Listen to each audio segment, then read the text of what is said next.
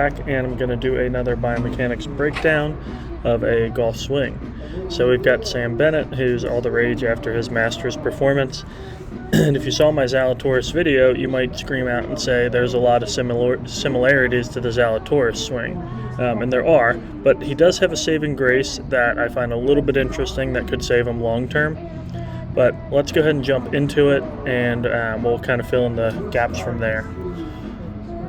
So we'll just watch him swing first.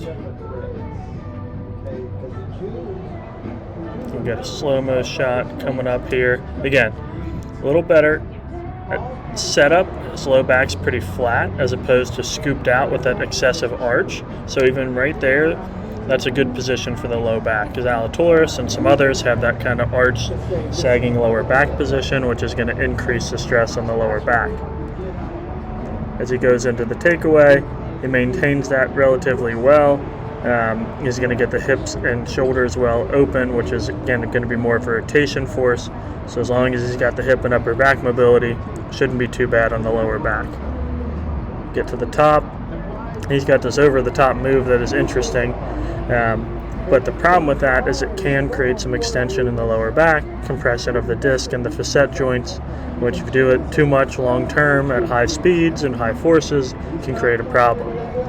Now as he comes down, what he does so much different than Zalatoris is he seems to maintain a rounded lower back position a little bit better. This isn't the perfect angle to see it from, but it does look like he maintains a position that might keep those facet joints a little more open, which is important to counteract the side bend on the right, which closes the facet joints. Massive side bend, which is a trend in a lot of the younger guys today trying to get power, and I'm going to do a kind of an overall video talking about that. But because he's a little more rounded here, he should have a little bit less back stress than someone like Zalatoris. The next piece, I want you to watch his left foot as he finishes the swing.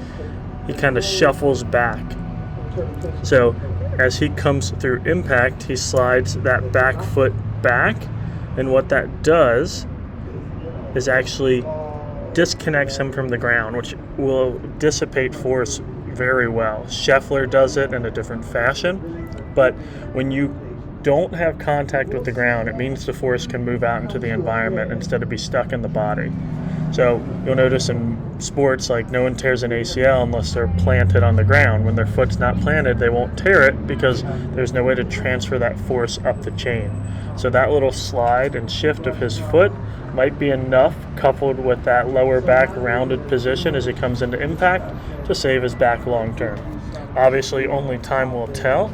Now, I think if he's smart, he's going to take a lesson from Rory, and he's going to hit the gym. He's going to build some strength.